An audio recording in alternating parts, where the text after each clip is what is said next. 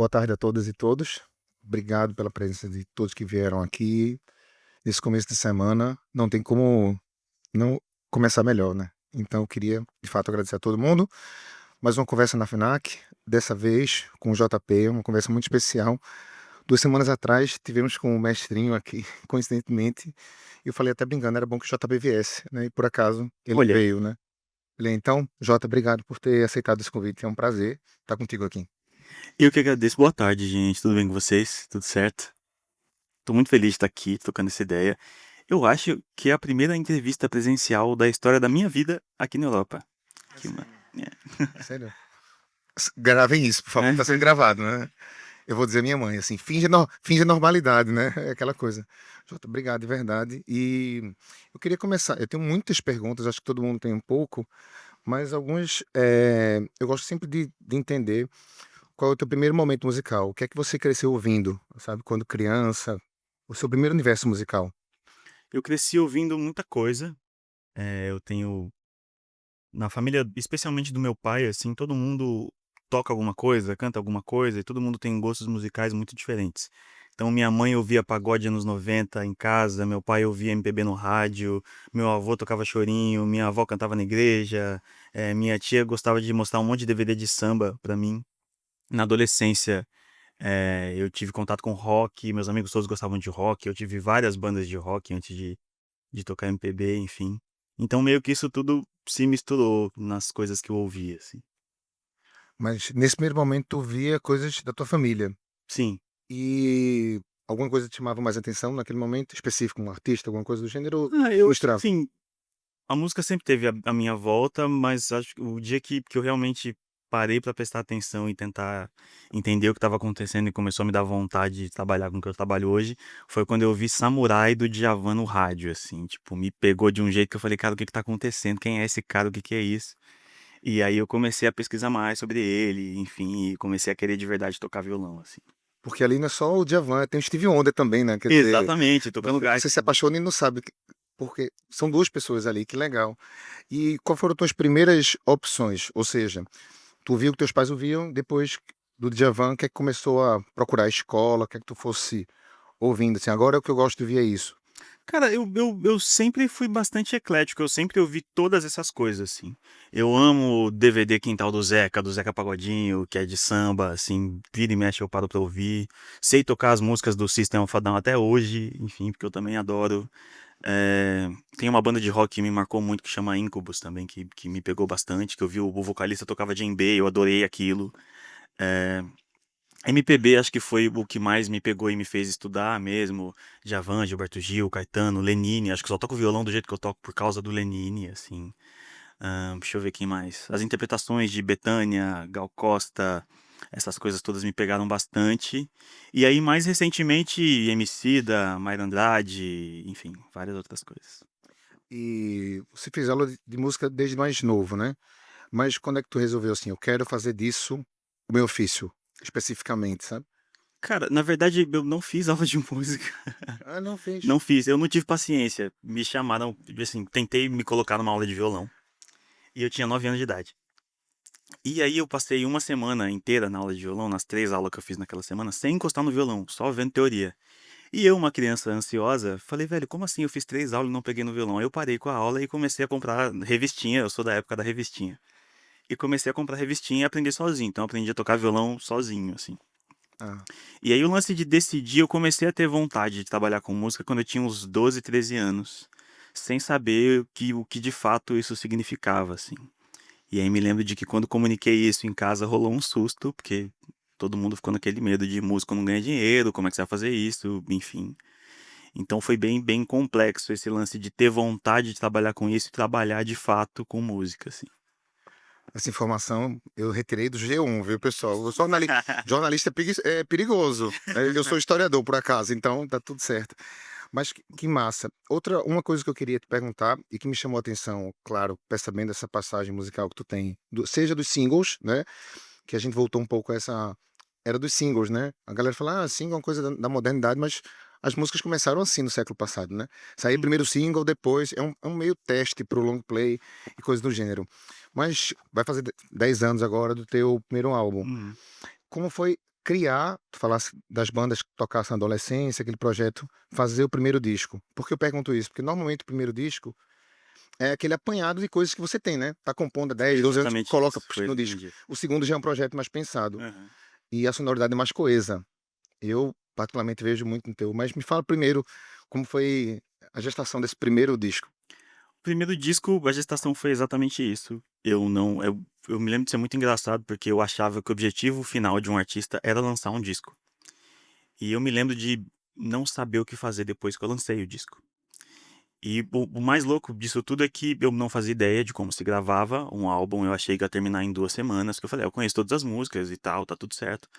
Só que eu não tinha ideia do custo, do tempo que levava, eu não tinha uma banda, então o dono do estúdio, que era meu amigo e que foi quem a pessoa que me convenceu a gravar o disco, ele falou: "Não, vamos gravar aqui, eu te apresento os músicos, eu trago eles aqui e a gente vai gravar esse disco". Então eu conheci os músicos que gravaram o disco na hora da gravação, todos meus amigos até hoje. Mas isso é muito louco, porque tinha dinheiro para 2 horas de estúdio, o guitarrista chegava, tocava, se uma música não ficasse boa naquelas 2 horas, tinha que comprar mais 2 horas, e eu não tinha dinheiro para comprar mais aquelas 2 horas. Então o disco que eu achei que ia terminar 2 semanas para ficar pronto, demorou 1 ano e meio para ficar pronto, porque eu trabalhava, fazia faculdade, tocava em barzinho, tinha que juntar dinheiro para pagar o disco, então demorou 1 ano e meio para eu gravar esse álbum, com músicos que eu estava conhecendo ali na hora. E eu também me achava muito inexperiente sobre gravações, então eu não opinava muito. Então no final o disco tinha as minhas músicas que eu tinha composto até ali, mas eu tinha opinado pouquíssimo na produção, porque eu achava que eu não entendia o suficiente para opinar. Então quando o disco ficou pronto, eu ouvi e até gostei, mas eu falei: "Cara, eu não sou esse artista aqui", e eu nem sabia que artista eu era. Então pós esse disco eu passei um tempo tentando descobrir que artista era esse, assim. E a gente depois eu vou querer tocar um pouco nesse disco especificamente, primeiro também pelo título, né, queria saber como é que surgiu, tanto esse primeiro título como o segundo. Certamente o processo foi um pouco diferente também nessa leitura, né. É, o Crônicas de um Sonhador, ele ganhou esse nome porque Crônicas foi a última música a ser composta. E quando eu gravei esse disco, eu estava querendo desistir. Inclusive, tem uma história muito louca, porque eu tinha uma banda e tal, que deu errado. Eu comecei a passar um nervoso com essa banda e quis parar de tocar. E aí eu liguei pro dono do estúdio, o Ronaldo Rossato, Nardão, pra falar: "Cara, eu vou desistir e tal". Ele falou: "Não, desiste não, peraí, vem aqui, vem conversar comigo aqui". Era uma segunda-feira, eu lembro disso até hoje. Cheguei lá em 2000 e... não vou lembrar, enfim. Cheguei lá e tinha um artista genial que eu sou muito fã, que é o Anitelli, o Fernando Anitelli do Teatro Mágico. É uma grande referência pra mim, assim, e ele estava ali, e eu falei: "Caramba, o Anitelli e tal", fui trocar ideia, contei que eu estava querendo desistir, e o Fernando me contou toda a história do Teatro Mágico, que ele tinha a banda naquela época há 10 anos, estava no auge do teatro ali, explodido, fazendo shows gigantes e tal. Ele me contou que ele falou: "Cara, eu tô fazendo show, sei lá, pra 5.000 pessoas hoje, mas demorou 10 anos pra eu construir isso aqui. Eu toquei na rua pra ganhar dinheiro pra pagar meu primeiro disco, eu fiz". Ele contou a história dele toda. E aí isso me animou pra gravar esse primeiro disco. E Crônicas de um Sonhador foi a composição que eu fiz, meio que nessa de pensar em desistir, foi uma música que eu fiz pra mim mesmo não desistir, assim. E aí eu achei que esse disco tinha que chamar Crônicas de um Sonhador por causa dessa história toda, assim. Obrigado, Fernando. Obrigado, Fernando. É um papo realmente mágico, que massa. Eu ouvi muito Teatro Mágico também, um tempo Uhum. atrás. A performance era muito Não, atraente, maravilhoso, era. maravilhoso. E me conta, a partir do primeiro disco, uma coisa, o The Voice é um caso também Sim, a se sim, falar, né? sim. Como é que foi a inscrição do The Voice e a projeção depois dele? Foi muito importante eu ter participado do The Voice, porque eu lancei esse disco em 2015 e o The Voice aconteceu em 2017. Nesses 2 anos aí de espaço, as coisas não estavam dando certo, eu não ganhava dinheiro com música ainda, pelo contrário, só gastava. As contas chegavam, enfim, eu via meus pais ali precisando de ajuda, eu não podendo fazer muita coisa.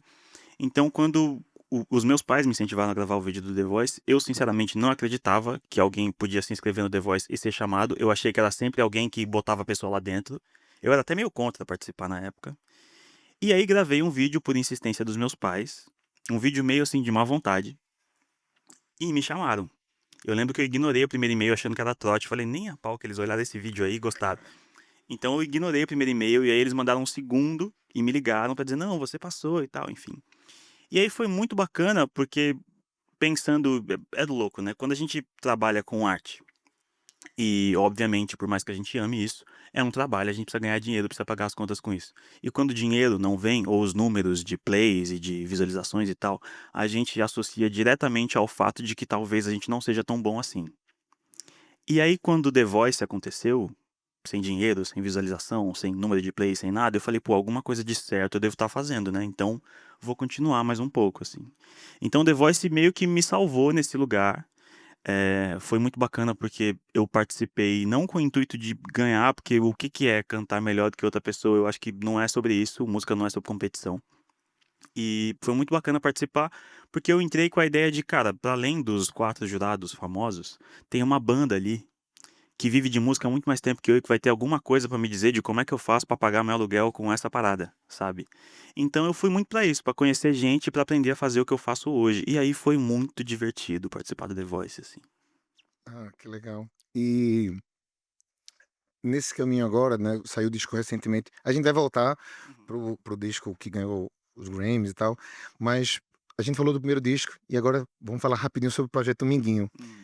Eu tô falando isso porque é resgatar uma canção que parecia que ficaria adormecida, né, que é uma canção belíssima do teu primeiro disco, e que agora com o projeto Dominguinho, né, com esse projeto que, assim, é fantástico, eu estava falando ao André há pouco, que eu não imaginava te ver cantando Petrúcio Amorim, imagina, que Cara. é um personagem da minha infância, da minha adolescência que eu cresço ouvindo no São João. E como é que foi, ver, né, o Beija-Flor voar, né, no tempo e chegar até esse disco com Dominguinho e queria que tu falasse um pouco de como foi esse convite para ti, né, de surgir o disco e depois falar um pouco dessa canção. O lance do disco foi muito doido, né. Eu acho que a gente tem que ficar muito atento a estar aberto às possibilidades e aos encontros, porque esse disco, que é o disco de maior sucesso das nossas 3 carreiras e tal, até agora, no quesito público, né, enfim, alcance.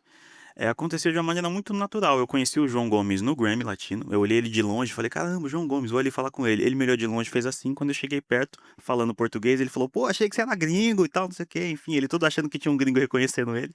Enfim, começamos a conversar, a falar mal do café lá, que tava horrível, não sei o quê, trocando ideia. A gente se viu de novo na gravação do DVD do Timbalada, que vai sair daqui a pouco, enfim, que a gente gravou juntos.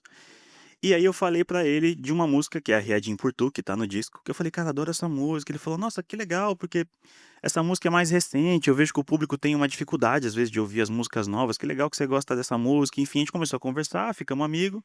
Aí eu mandei Beija-Flor pra ele, já querendo convidá-lo pra gravar, porque eu estava nessa de resgatar algumas músicas desse primeiro disco e gravar, agora que eu sei o que eu tô fazendo, gravar e ver o que acontece, assim, em outras versões. Ele adorou a música e o João é muito de ideias e do nada. E aí, um dia de madrugada, aliás, uma noite, né, madrugada, ele me ligou assim, 2 horas da manhã, falou: Jota, tô com uma ideia aqui que você vai fazer dia 16 da semana que vem, né? E tal. Eu falei, cara, nada. Ele falou: então vem pra Recife, eu chamei o mestrinho, a gente vai gravar 4 músicas aqui. Eu falei, beleza. Ele me passou as músicas, eu dei uma ensaiada de leve. Cheguei lá no dia da gravação, a gente sentou pra gravar, gravamos as 4 músicas, e aí o João começa: não, mas a gente podia fazer tal música também. Eu falei, tá, vamos, mas eu não sei essa. Ele falou, não, pega aqui a letra, eu te ensino a cantar, mas você sabe tocar? Não, também não sei. Aí o mestre aprendeu na hora. Resumo, de 4 músicas virou 12. E eu acho que só são 12 porque na última começou a chover. Se não tivesse chovido, ele tinha gravado mais coisa. E foi assim que nasceu o Dominguinho, assim, num rolê de amigo tocando até chover. E o que você tinha perguntado a mais? Você tinha perguntado mais alguma coisa? Não, sobre essa canção especificamente, né, do Beija-Flor. Beija-Flor foi muito disso, assim, eu tô com vontade já de resgatar algumas músicas. Tem outras músicas do Crônicas de um Sonhador que vão ser regravadas, algumas vão sair daqui a pouco. Porque eu tenho vontade, assim, eu vou mudando os arranjos com o tempo, e aí dá vontade de resgatar essas faixas e lançar de novo em outras versões, assim. Curioso, o mestrinho disse a mesma coisa, ele falou: "Olha, o João me ligou de madrugada", eu falei: "Rapaz, esse cara tá doente, tá Ele só liga acontecendo de alguma coisa". madrugada pras pessoas, não sei por que que ele faz isso. Ele disse: "Não, porque o JP ainda chegou antes de mim". Eu peguei um voo direto, né, do show Cara, do o Gil. mestrinho, ele estava no show do Gil, ele gravou o DVD, ele tocou até de madrugada com o Gil, gravou com a gente, no outro dia ele foi tocar em outra cidade também, o mestrinho é doido, assim, mas enfim. Então eu posso te pedir pra gente voar um pouquinho contigo, nesse Beija-Flor? Vamos tocar um pouquinho. É isso, então.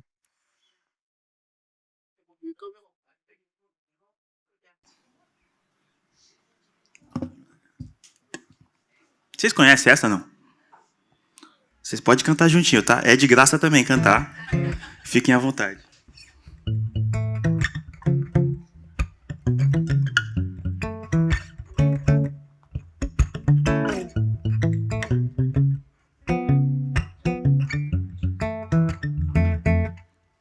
E aqui dentro vai guardando medo, mantendo em segredo o que deve mostrar. Pois já tem medo de se ver sozinho, se perder do caminho por compartilhar. E vai voando de flor em flor, feito beija-flor, sem se apaixonar. E pouco a pouco vai perdendo o medo de se ver do avesso por saber amar. Voa mais que eu, seu beija-flor sou eu. Além de nós, um eu, pra que eu seja todo seu. Voa mais que eu, seu beija-flor sou eu. Além de nós, um eu, pra que eu seja todo seu.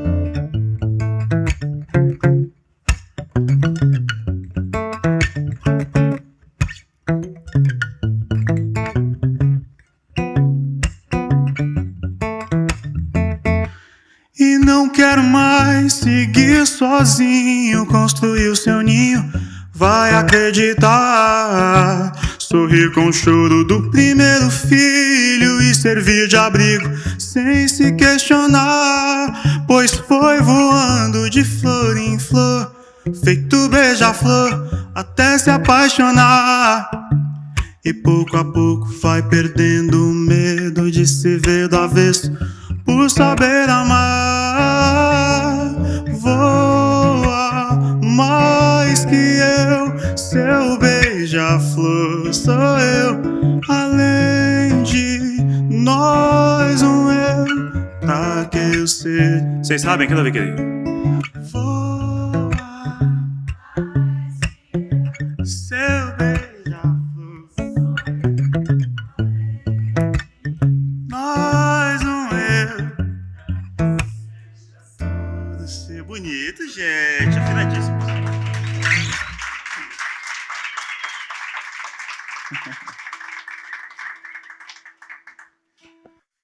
Bom, fica de verdade isso, né? Quer dizer, você chuta quer dizer, tem algum efeito aí, mas não é, né? É real, eu tô de fato. Mas, Jota, outra coisa que eu queria te perguntar, e aí também, eu não sei se é proposital, mas obviamente, do primeiro disco pro segundo, mudam muitas cores da capa, né? Ah, sim. O meu disco é isso, essa turbulência escura, acaba, de repente, É.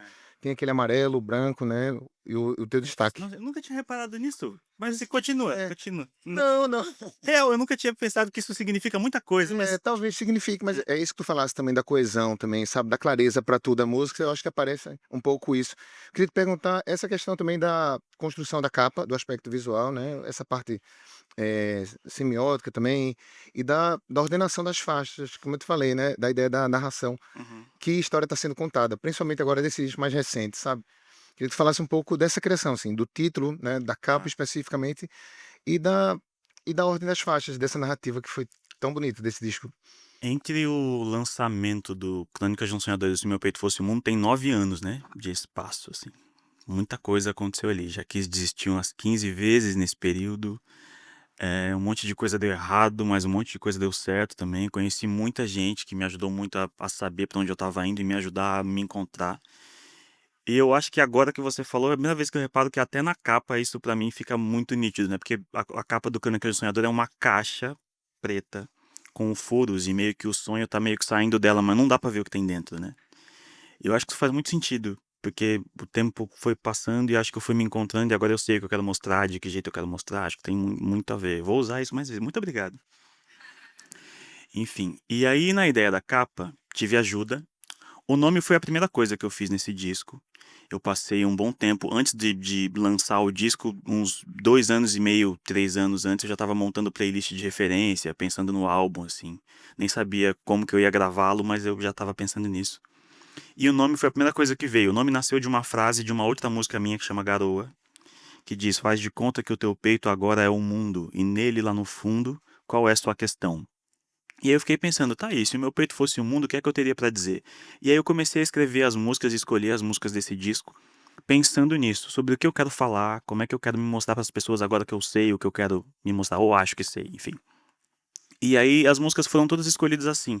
Taê, por exemplo, é a primeira música, porque é uma composição que eu fiz em parceria com o Teodoro. E eu achei muito bacana, porque eu cheguei pro Theo e eu falei assim, cara, vamos escrever uma música. Pô, eu já viajei muito, vi um monte de lugar, eu queria fazer alguma música que falasse sobre isso e tal. E aí o Theo foi muito genial, porque ele não falou dos lugares que eu já tinha ido, mas dos lugares que a gente queria conhecer. Somos dois homens negros com um monte de referência. E aí ele citou Cabo Verde, que mexe muito comigo. Mayra Andrade, sem a Mayra esse disco não seria o que é. Enfim, eu conheci a música de Cabo Verde por causa dela. E muitos outros ritmos e coisas, enfim. Ele falou de Salvador, que é uma grande referência musical, Gilberto Gil, Caetano, enfim, e tudo que a Bahia tem de história, entre várias outras coisas. Então eu falei, cara, eu quero que Taê seja a primeira música, porque ela fala sobre os lugares que eu quero conhecer, que tem referência com a gente. São lugares que hoje eu já fui a vários, mas alguns eu nunca fui, mas todos eles já têm a ver muito comigo, sabe? E com o Teodoro também. Então achei legal começar com essa música pra falar sobre aonde eu quero ir e ao mesmo tempo da onde eu vim, sabe? E a sequência meio que vai por aí. Foi muito louco pensar esse disco porque a gente já raciocinou ele desde o começo como um vinil com lado A e lado B. Então as duas sequências têm que fazer sentido, tem que ter início, meio e fim nas duas partes e ao mesmo tempo nele como um todo. Então a gente começa com Taê e termina esse raciocínio ancestral do lado A com Ouro Marrom, assim. É a música que encerra a primeira metade. E aí depois a gente termina o final do disco. Se eu não me engano, a última música é Quem é João. Olha, eu não tô nem lembrando qual é a sequência. Banzo. Banzo é a última É música. outro. Banzo é a última música. Que também é legal, porque Banzo é a música mais antiga do disco. Banzo existe há 10 anos. É uma faixa que eu compus antes de lançar o Crônicas de um Sonhador. Que eu compus com a Nina Oliveira. E eu me lembro desse dia porque, assim, eu tinha o costume, nesse negócio de não ganhar dinheiro com música, eu tinha a estratégia de fazer show em dia de aniversário, que aí todo mundo era obrigado a ir pagar ingresso e eu ganhava um dinheiro.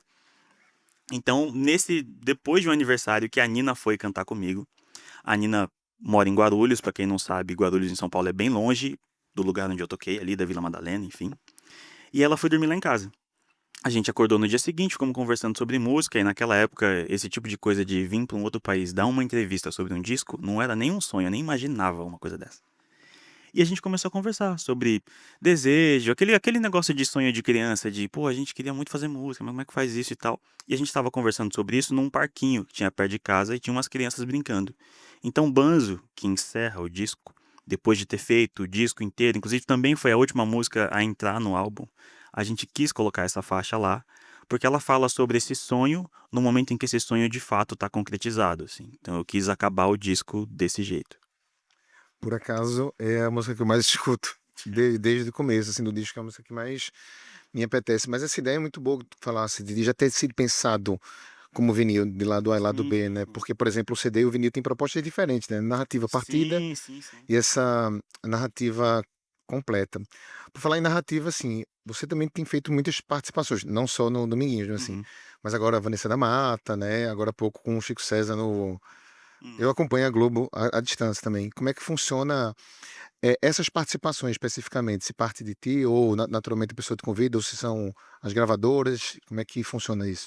Cara, eu não sou uma pessoa Claro que eu nunca vou negar um convite maravilhoso. Se o Djavan me liga agora e fala assim, vamos fazer um negócio que a gravadora falou, eu não vou falar não pra ele.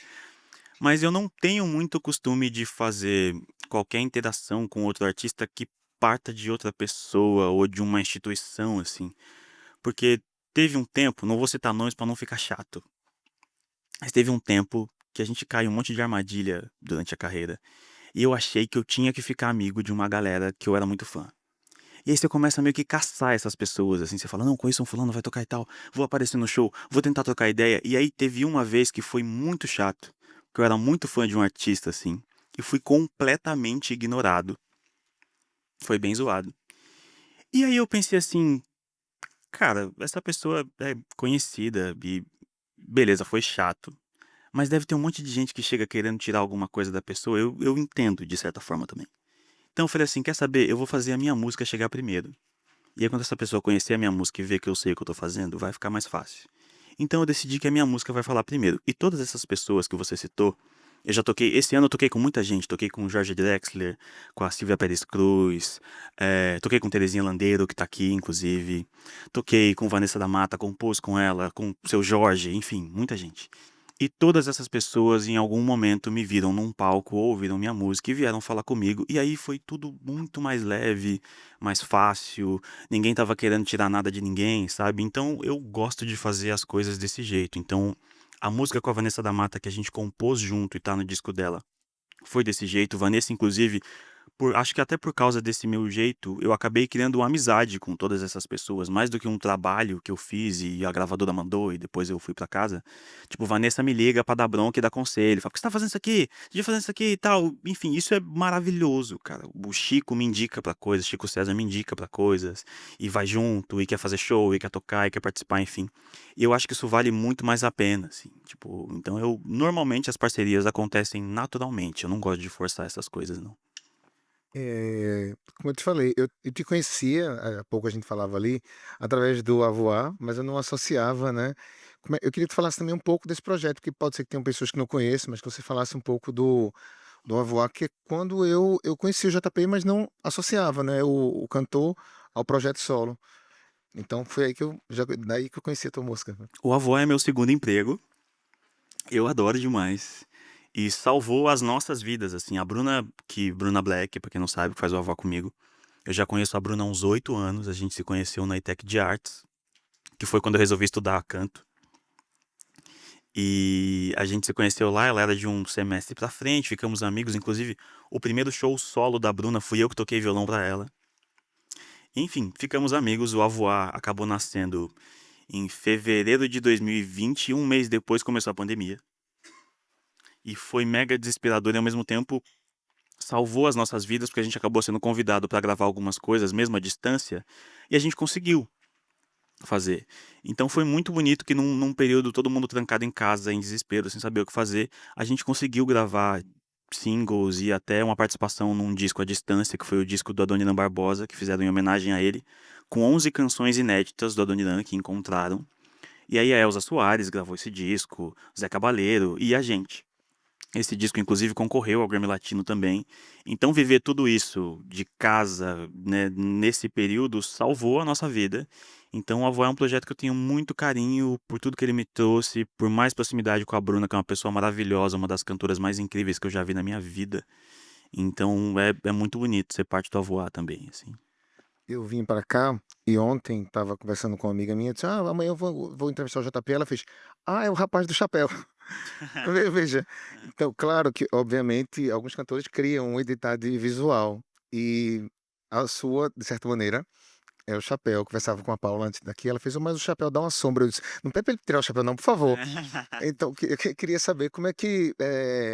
Se alguém já te perguntou sobre a indumentária, o chapéu, que Cara, virou. muito, muito. E é louco porque, assim, no começo não era pensado. Eu comecei a usar chapéu na 7ª série do colégio. Faz muito tempo que eu uso chapéu.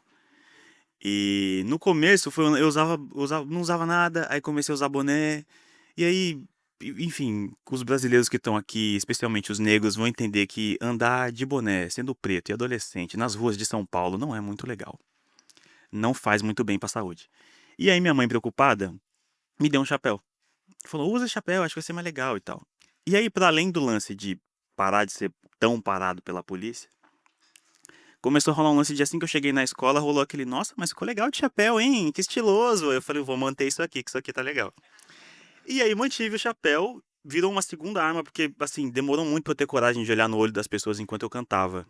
Então, nos primeiros barzinhos da vida, eu tocava assim, ó, o show inteiro sem olhar na cara de ninguém, me escondia e também era bom demais pra mim. Inclusive, eu parei de fazer isso no The Voice, porque a pessoa, eu infelizmente não lembro o nome dela, que ficava responsável pelo figurino, virou pra mim e falou assim: olha, sua cara tem que aparecer. Se você se esconder atrás desse chapéu de novo, você vai ter que fazer o programa inteiro sem chapéu. Então levanta esse negócio aí. E aí eu comecei a descobrir que olhar pras pessoas também era legal. E mantive o chapéu porque depois eu percebi também que rolava exatamente isso. Na propaganda do The Voice, que não podia revelar os participantes antes, eu apareci de costas cantando. E todos os meus amigos começaram a me mandar mensagem. Inclusive o Guga, que tá aqui, mandou uma mensagem pra mim que eu lembro até hoje. Que ele falou assim: cara, é você, né? Aí eu falei assim: olha, se fosse eu não poderia dizer. Então não sou eu. Mas se fosse eu, não é. Mas se fosse eu, assim, parece bastante. Aí ele riu, enfim.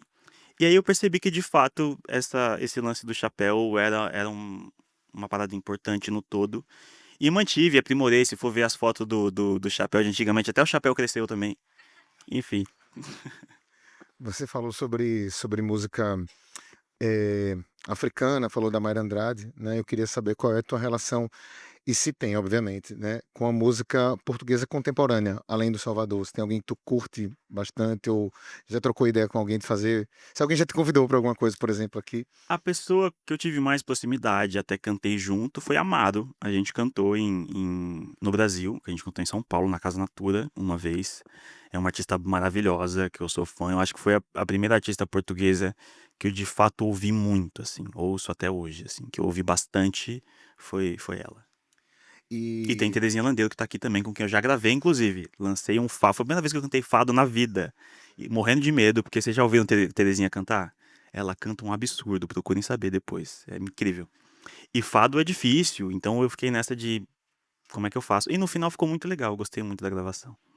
em relação ao mundo, universo africano, Cabo Verde, Angola, Moçambique, já fosse lá gravar coisa do gênero? Eu ainda não pisei em nenhum país africano, mas é muito doido. Tem umas coisas que eu acho que a gente carrega no sangue, assim.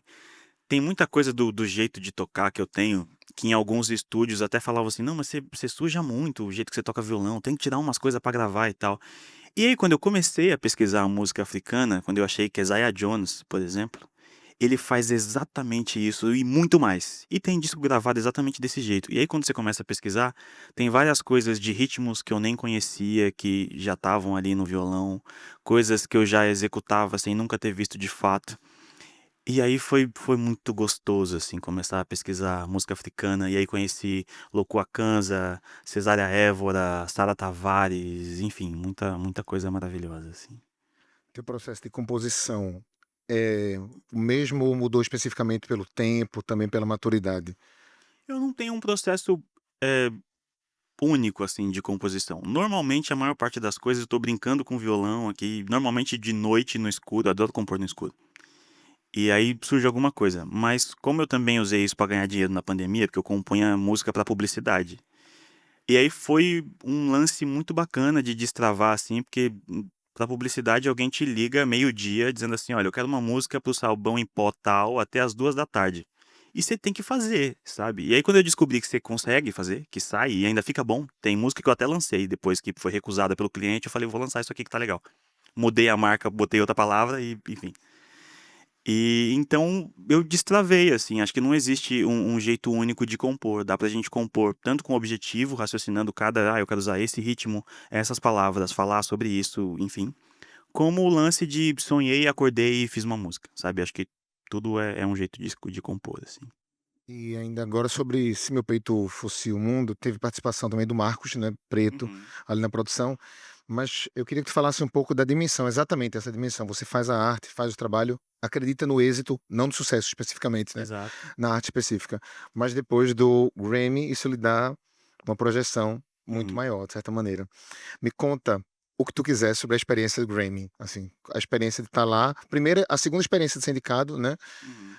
e dessa vez agora com o teu trabalho autoral, já mais maduro, sobre essa experiência. Esse, esse, esse disco mudou minha vida e não só pelo Grammy, mas especialmente pela maneira como ele foi feito e depois por ele ter ganho o Grammy, assim. Eu consegui fazer esse disco do jeito que eu sempre sonhei, assim, tinha acabado de assinar com a gravadora, então tinha dinheiro pra gente fazer o quê? Levei a banda inteira e os produtores pra uma fazenda lá em São Paulo, que é um estúdio, que é a Gargolândia. Fiquei uma semana e meia trancado com todo mundo lá, focado só em fazer o disco.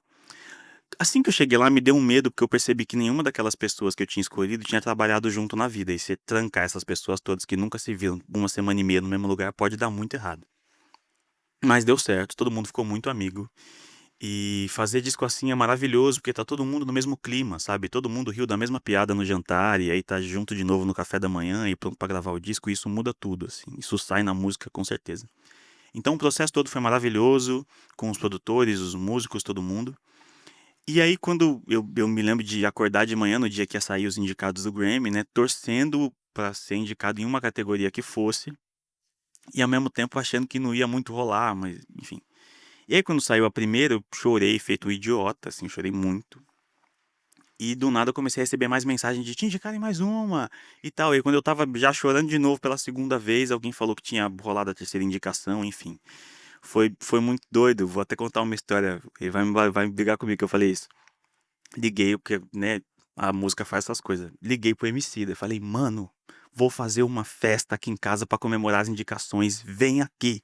E aí ele foi, e aí ele brincou comigo, que ele falou assim, Jota, se você ganhar as 3, a gente vai sair correndo pelado na Paulista, em São Paulo.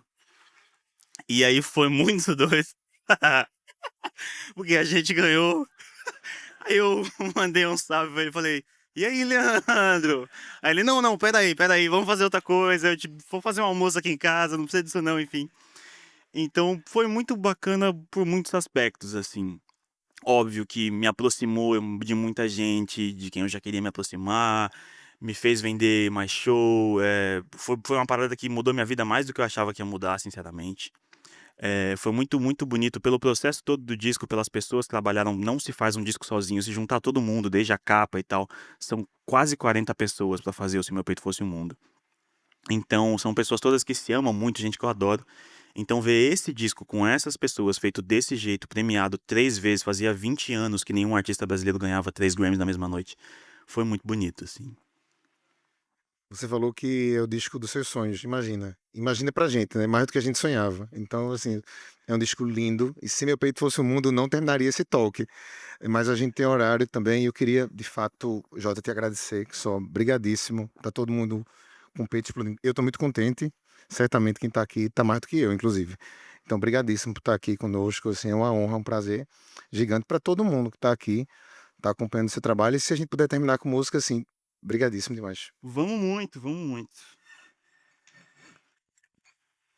Vou fazer Feito a Maré, vocês conhecem essa também? Então vamos.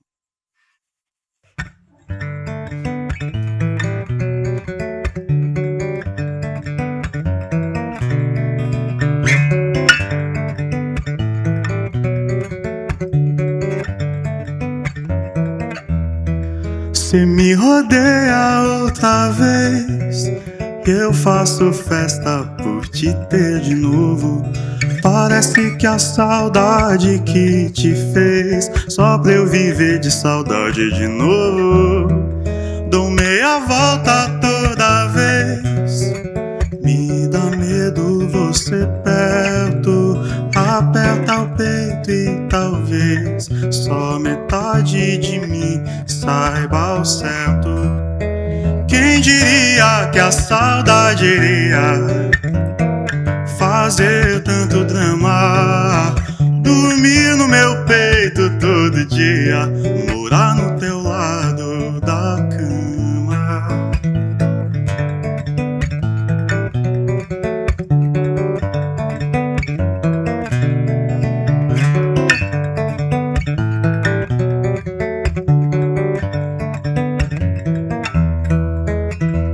Feito a maré, aceita que o sol se põe e traz no escuro um jeito de enxergar.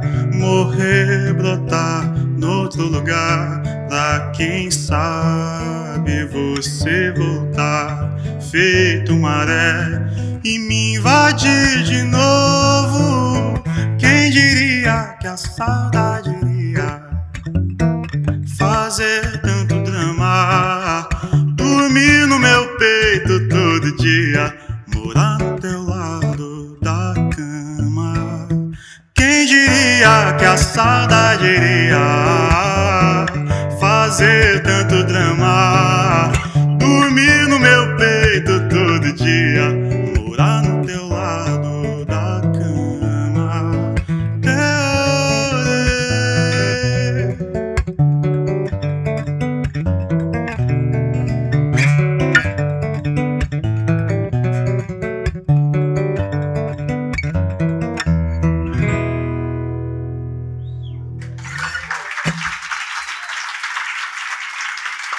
Valeu!